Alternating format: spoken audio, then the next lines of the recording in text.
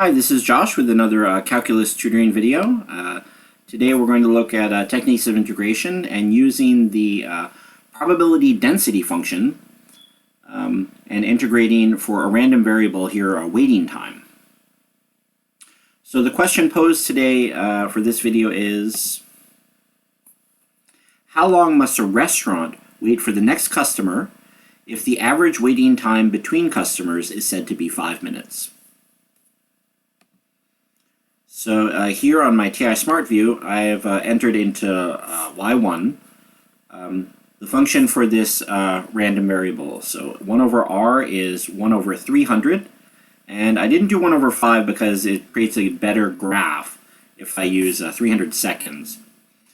And then, so the constant 1 over 300 times e to the negative x over r, which is again 300. So this curve will represent the PDF, xp of x, the expected waiting time. Customer walks in the door, how long do we have to wait for the next customer after the one who just walked in? So there it is on line y1. And I copied the same equation, and it'll also graph it in red here, y2. So if we go to the calculator and hit graph, here is the window setting here. So this is 0. So that means that the next customer walked in right after the previous one. And then here's a 1 minute wait, 2 minute wait, etc., etc. And the graph goes all the way to the right here. And I set the window setting down here for, let's see, -10, so 10 seconds before the customer just walked in 10 seconds ago, or up to 1200 seconds or 20 minutes waiting time. And the domain is very small. It's in the thousandths because this is cumulative. So 1200 times like 3 thousandths is this window here above the black line. So there's the graph. So let me explain as I take you through the process. We do the integral, which is a second trace, and the calculate menu comes up. Scroll down to choice 7. And there it is, integrate the function f of x with respect to x. Hit enter, and then they'll say lower limit, and the blinking drone will be on the line. And you can move it back and forth left to right. But unfortunately, it skips by some type of sixths. Like you can see, sometimes it's whole numbers for the domain, but that it's skipping by 6. So just type it in. So here I'll type in 60 seconds for 1 minute. And then our upper limit I'll flag as 120. So then the calculator puts up this, it looks like a Riemann sum bar. Okay, so it looks like one of these trapezoidal sums. But all of that blue area, the integral from 1 minute to 2 minutes, from 60 to 120 on this time window, there is a 14.84% chance that the next customer will walk in that time window between 1 and 2 minutes. Well, suppose we wanted to know the odds that the next customer will arrive at the restaurant, not between 1 and 2 minutes, but between 3 and 4 minutes. So for our lower limit, I type in 180 seconds. And for my upper limit, 4 minutes is 4 times 60, or 240 seconds. And then the computer will shade in the integral. And there we have 9.95%. There it is in decimal. So that's that trapezoidal slab here, this slab under the curve. It is smooth, but it looks like a trapezoid. And again, the base is 60, because that's going from 180 to 240. It's 1 minute across. So using the integral here, I can also say, well, here we are at the restaurant, nobody's come in. What are the odds that we have to wait 20 minutes, more than 5 minutes? How to put it that way? 5 minutes or more. So to do that, we calculate 7. So the lower limit I'll put as 300. So that's 5, starting at 5 minutes. And then for the upper limit, well, I can't put in infinity. I can't put in a number larger than the window for the calculator, so I'll do the maximum. So from 5 minutes to 20 minutes, And we'll see how very, very little area that is. So the odds of that are very, very slim.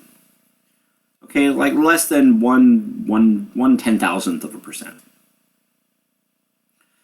But this slab, this door shape, this like wedge, like a doorstop, all the way here, all the way to the end, or to the upper tail, because it's being truncated, all of that area is 34.96%.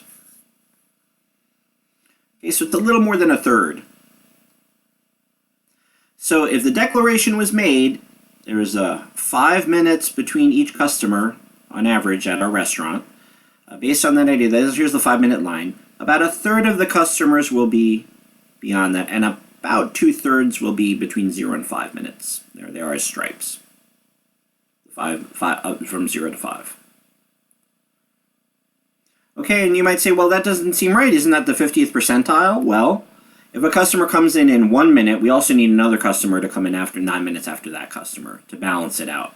Okay, so that's why we have this. That's why we have this exponential curve.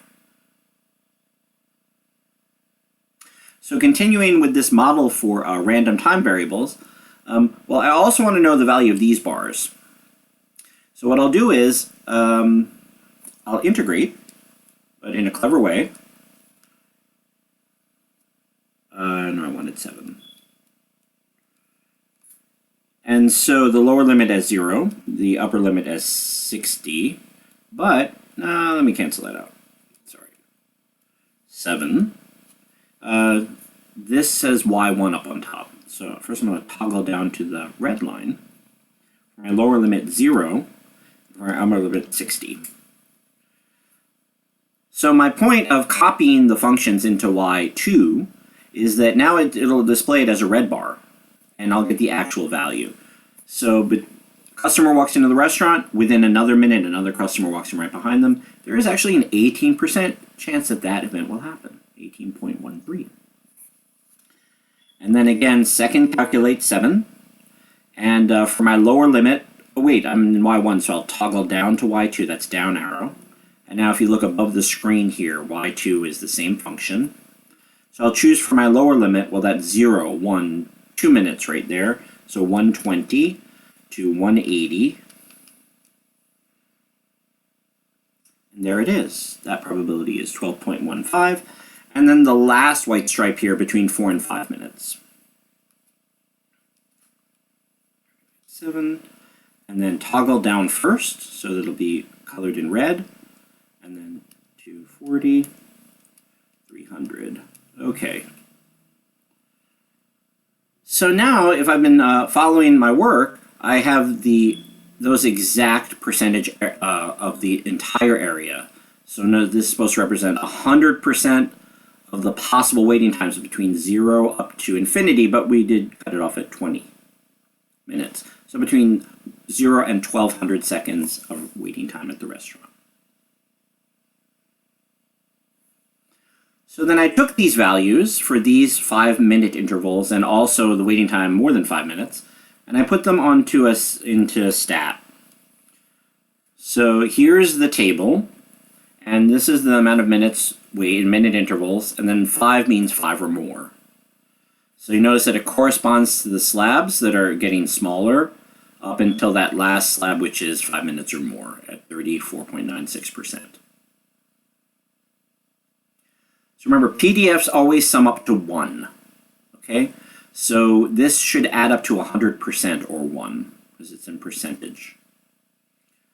So to check that, I'll do stat, calculate for single variable. We're going to do the second column where the percentages are, so L2. And then when I calculate, a list of data comes up. And the second line, sigma x, or the sum of is the sum of the column. So it says the sum is not 100. The sum is 97.72. So that means that, well, from our graph, this is really just 97.72% of the data, and then the upper tail was chopped off. Okay, so if I go back to calculator mode, 100 minus 97.72, I get that upper tail that we don't see that's to the right of the window is another 2.28% of the time. So what are the odds that we'll have to wait more than 20 minutes for another customer to arrive? It's less than 3%. It's 2.28%. And going back to the table, well, we know that that column is supposed to add up to 100. So the true value here is 34.96 plus that upper tail that we just calculated. So actually the true value for waiting more than 5 minutes, it happens 37.24% of the time. So for this column, if we change this value, this cell here, 5 minutes or more is actually 37.24% of the time. Then the sum of all these numbers would be exactly 100. So that's how you use integration to partition a PDF. Okay, what is it? What did we just do? We used xp of x to simulate the random variable of time, waiting time for a customer after one arrives. What's the amount of time we'll have to wait for the following customer? Okay, thank you for watching my video tutorial today on techniques of integration. And I'll be doing more videos on calculus. So again, thank you for watching and happy studying. Good luck.